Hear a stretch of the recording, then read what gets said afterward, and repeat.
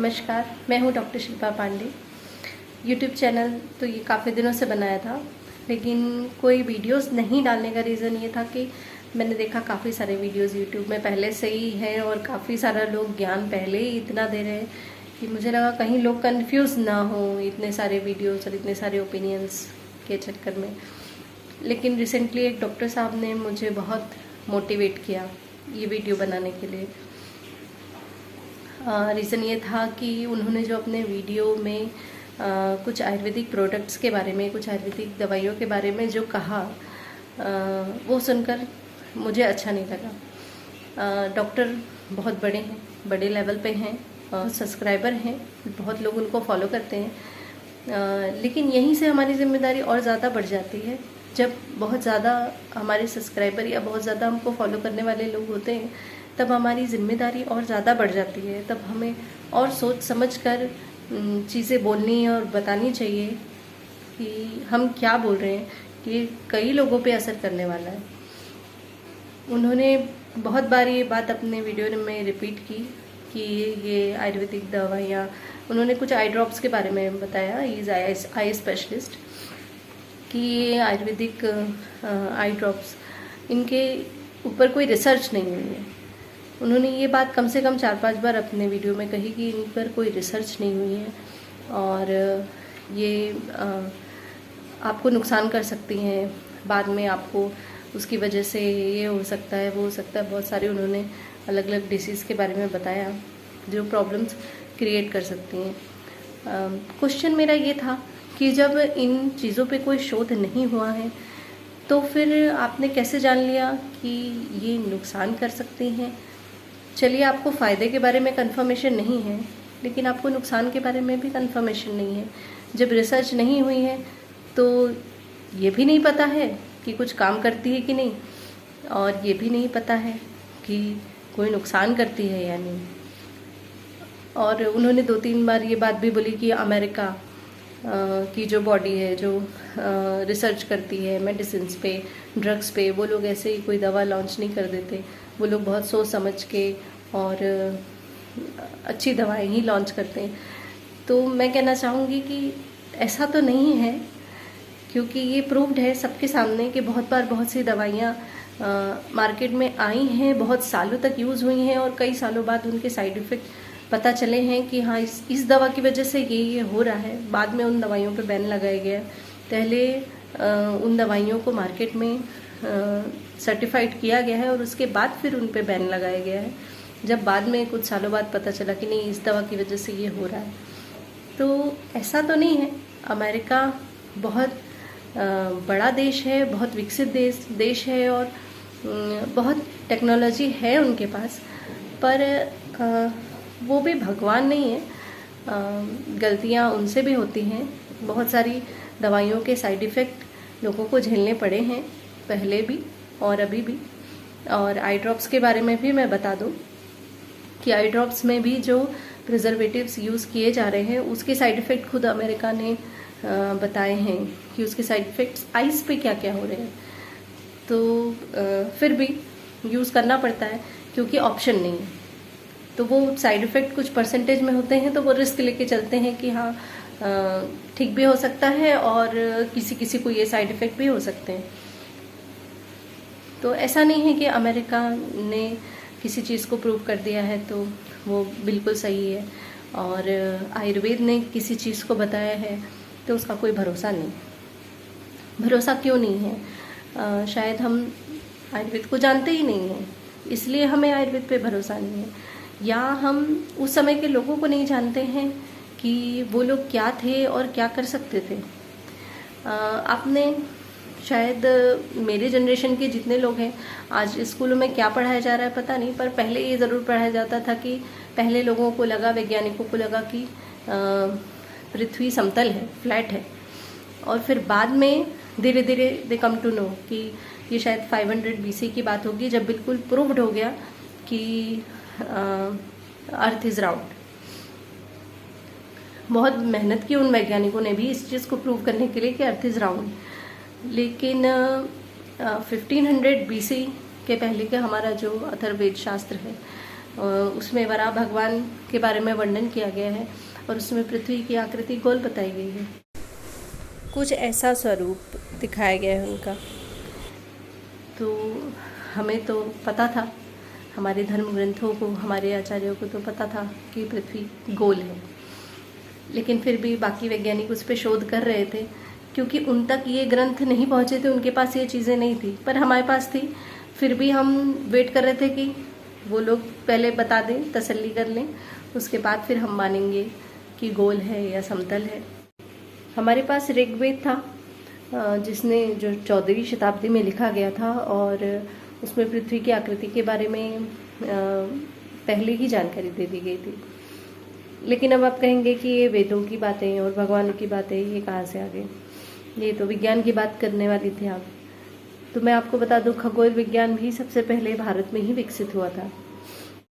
Copernicus से 1000 year पहले ही आर्यभट्ट ने बता दिया था कि पृथ्वी अपनी धुरी पर घूमती है, और न्यूटन से 1000 ईयर पहले ही ब्रह्मगुप्त ने गुरुत्वाकर्षण के सिद्धांत के बारे में बताया था।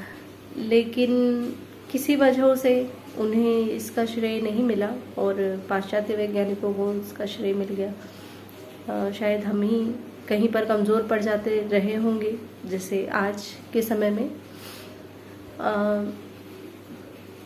केवल पृथ्वी के बारे में ही अकेले मैं बात नहीं कर रही हूँ, मैं ग्रहों के बारे में भी बात करना चाहूँगी।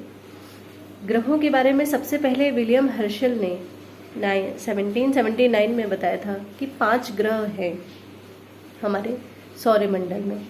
उसके बाद उन्होंने ऑब्वियसली उन्होंने पहले सूर्य को प्रधान माना और उसके बाद 5 ग्रहों के, अन्य 5 ग्रहों के बारे में बताया। उसके बाद उन्होंने 2 और प्लैनेट्स ढूंढ लिए और 7 प्लैनेट्स हैं हमारे सौरमंडल में, उन्होंने ये बात प्रूव की। उसके बाद फिर 1846 में 8th प्लैनेट डिस्कवर हुआ, और प्लूटो भी बहुत सालों तक, फॉर डिकेड्स, हम प्लूटो को भी अपना एक ग्रह मानते चले आए हैं। यजुर्वेद जो 1200 BC में लिखा गया था, उसमें सूर्य को प्रधान ग्रह बताया है और बाकी 8 ग्रहों का उसमें स्पष्ट उल्लेख मिलता है। तो मैं किसी को लेट डाउन नहीं कर रही हूँ यहाँ पे, लेकिन मैं बता रही हूँ कि हमारी संस्कृति में, हमारे भारत में, हमारे इतिहास में खगोल विज्ञान पहले से ही कितना विकसित था। लोगों को जानकारी थी कि 8 ग्रह हैं। भले ही हम बहुत धर्मपरायण थे, हम उन ग्रहों की पूजा करते थे, हम सूर्य की पूजा करते हैं, हम चंद्रमा की पूजा करते हैं, क्योंकि हम उनका आभार मानते हैं कि वो हमें इतनी एनर्जी दे रहे हैं, हमें शक्ति दे रहे हैं, पावर दे रहे हैं, जो भी पावर्स हम तक आ रही हैं सूर्य के थ्रू, चंद्रमा के थ्रू। तो उन लोगों ने ये सब चीज़ों की, ग्रहों की, सबकी पूजा करने के लिए बताया। इसका मतलब ये नहीं कि वो वैज्ञानिक नहीं थे, वैज्ञानिक थे, तभी तो उन्होंने ग्रहों के बारे में पता लगाया। विज्ञान उस समय अपनी चरम सीमा पर था, 14वीं शताब्दी में ही, क्योंकि इतने शोध हुए हैं उस वक्त पे पृथ्वी के बारे में, खगोल विज्ञान के बारे में, अर्थशास्त्र के बारे में, चिकित्सा शास्त्र के बारे में। आपको पता है जो फीटस की ग्रोथ होती है मदर के यूट्रस के अंदर 9 मंथ में, उस 9 मंथ की जो ग्रोथ मॉडर्न मेडिकल साइंस ने बताई है, उसी तरह से आयुर्वेद में भी बताई गई है।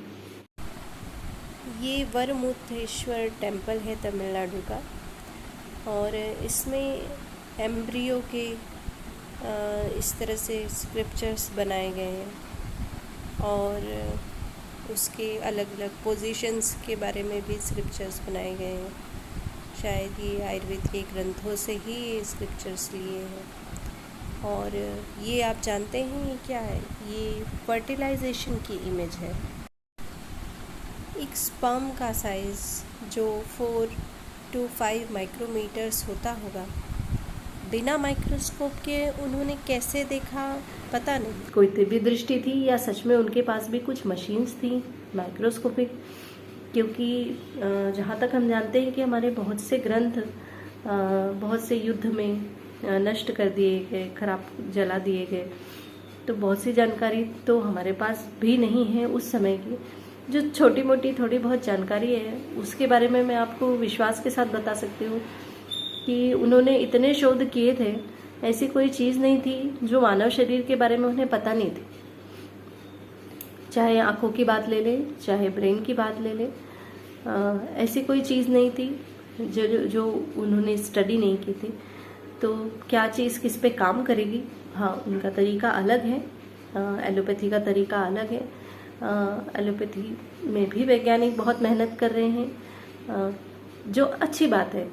लेकिन जो हमारे वैज्ञानिक मेहनत करके जा चुके, हमको इतना बड़ा चिकित्सा शास्त्र देके जा चुके, इससे बड़ा चिकित्सा शास्त्र क्या होगा जो आपको ना कि सिर्फ चिकित्सा के बारे में बता रहा है, आपको पूरी लाइफस्टाइल बता रहा है। कब सोना है, कब उठना है, किस मौसम में क्या खाना है, किस मौसम में क्या नहीं खाना है। डाइटिशियन तो जो पैटर्न है, जो एक समझ लीजिए एक ट्रेंड है, जो अभी अभी कुछ सालों में डाइटिशियन का एक ट्रेंड आ गया है। लेकिन आयुर्वेद में फर्स्ट ईयर से ही एक आयुर्वेदिक चिकित्सक को डाइटिशियन बना दिया जाता है, क्योंकि फर्स्ट ईयर में सबसे पहले हमें यही सिखाया जाता है कि डाइट क्या होना चाहिए, एक स्वस्थ व्यक्ति का भी और एक रोगी का भी। तो ये तो हम लोग शुरू में ही सीख लेते हैं कि किस मौसम में क्या खाना है, दिन में क्या खाना है, रात में क्या खाना है। ये सारी चीज़ें तो शुरू में ही बता दी जाती है। फिर उसमें लिखा है कि आप अगर किसी बुजुर्ग का अपमान करते हैं या अपने परिवारजनों से झगड़ा करते हैं तो वो भी पाप है, और उसके बदले में आपको कुछ ना कुछ रोग शरीर में लगेगा जिसकी वजह से आपको कष्ट होगा। तो ये कौन सी बात हुई कि बड़ों से ऐसा व्यवहार करो, ये कौन से चिकित्सा शास्त्र में बताया जाता है। लेकिन क्या आपको नहीं लगता कि ये कितनी लॉजिकल बात है कि जब आप अपने परिवार में शांति नहीं बना के रखेंगे, लोगों से आपसी तालमेल नहीं बना के रखेंगे, आपके परिवार में मन मुटाव है, तो आप हमेशा स्ट्रेस्ड रहेंगे और बीमार भी पड़ेंगे। तो ये कितनी लॉजिकल है। मुझे तो कहीं से नहीं लगता कि आयुर्वेद में लॉजिक नहीं है, आयुर्वेद में विज्ञान नहीं है। आप लोगों को अगर कोई और भी प्रश्न मुझसे करने हैं, इस पे और भी तर्क करने हैं, तो मैं तर्क करने को तैयार हूँ। आप मुझे कमेंट बॉक्स में ज़रूर लिखिए, कमेंट्स डालिए कि आपको कौन सी चीज़ें तर्कहीन लगती हैं आयुर्वेद से जुड़ी हुई। तो मैं उसमें बिल्कुल तर्क करने को तैयार हूँ और आपके सवालों के जवाब देने को तैयार हूँ। आप ज़रूर लिखिएगा आपको आयुर्वेद से जुड़ा जो कन्फ्यूज़न हो। लेकिन मैं ये चाहूँगी कि आप ज़्यादा से ज़्यादा लोगों तक ये बात पहुँचाएं कि आयुर्वेद पाश्चात्य विज्ञान से या एलोपैथी से या अमेरिका का जो मेडिकल साइंस है उससे कहीं से भी कम नहीं है। अमिताभ बच्चन जी ने इस बार केबीसी में एक बहुत अच्छी लाइन बोली थी, यह धूल नहीं है धरा हमारी, सदियों का अभिमान है। Thanks for watching this video.